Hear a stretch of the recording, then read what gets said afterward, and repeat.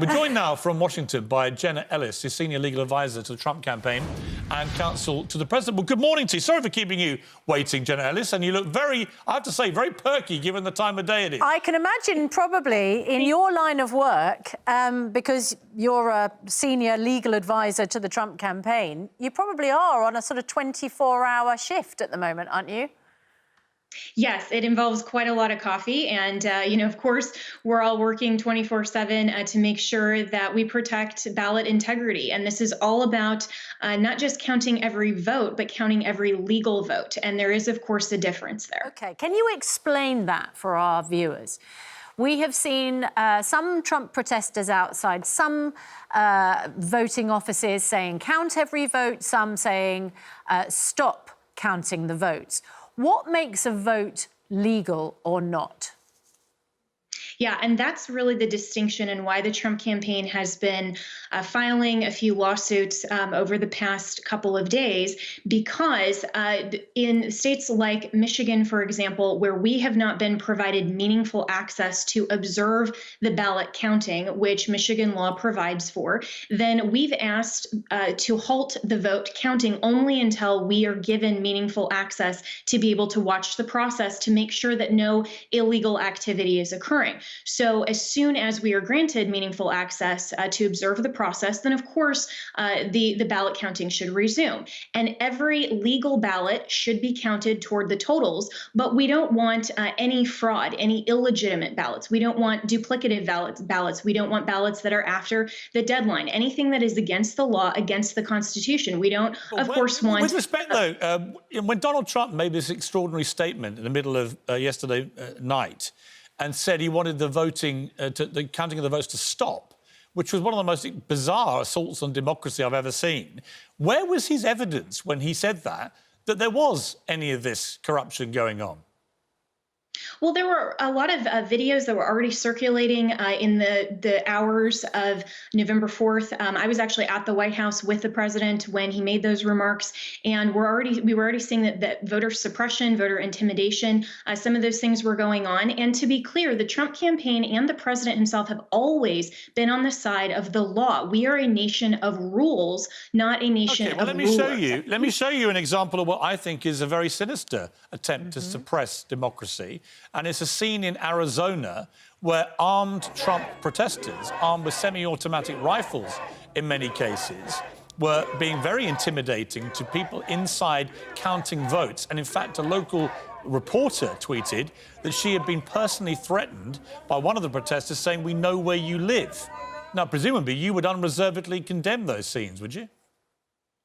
Well, of course, in the United States, we have the right to freedom of assembly and, of course, protests. And that's been going on actually quite a lot in the United States. But, of course, any sort of intimidation of poll workers, of voters, anything like that, absolutely not. And that's why we have laws as well that restrict any sort of political demonstration to a certain boundary that's outside of these official facilities. Okay, at what point, let me ask you this, at what point will Donald Trump, if he's declared to have lost, if all the main official bodies come out and say it's over, say he loses Georgia, Biden keeps Arizona as he's hanging on at the moment, and say Trump loses Pennsylvania, at what point will the president concede?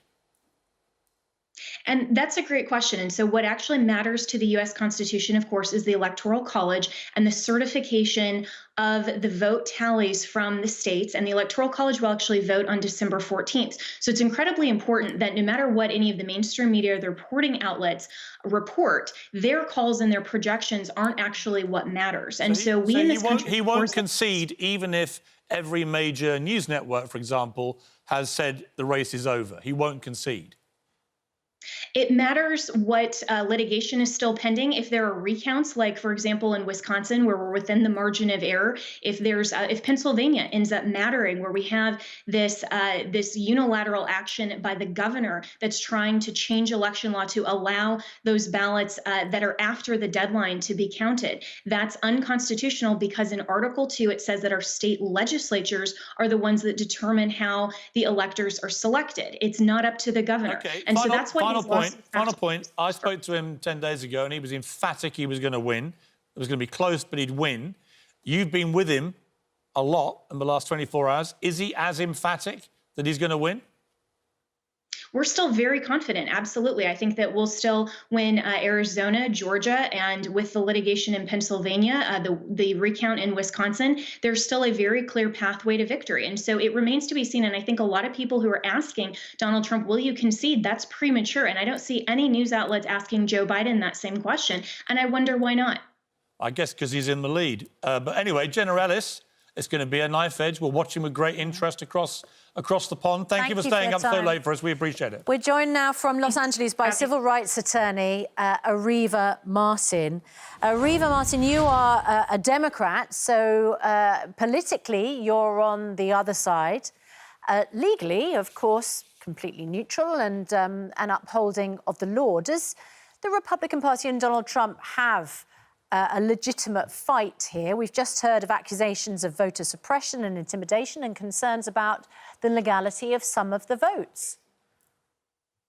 You know, what's funny about that, and I was listening to the interview by the Trump senior advisor, you talk about voter suppression. Voter suppression occurred with respect to African-American and Latinos Americans who had to stand in 10 and 11-hour lines in states like Georgia, in states like Pennsylvania. So to the extent there was any voter suppression, we need to talk about it in relationship to minority communities. There is no evidence of voter fraud that has occurred with respect to this election. Donald Trump has been whining and complaining and making false and malicious statements about voter fraud ever since he won the election in 2016. So he has been, disseminating this false information and trying to undermine the legitimacy of the electoral process. Martin, I understand what you mean about perhaps his political messaging, but there are laws here, aren't there, which should be unaffected by politics.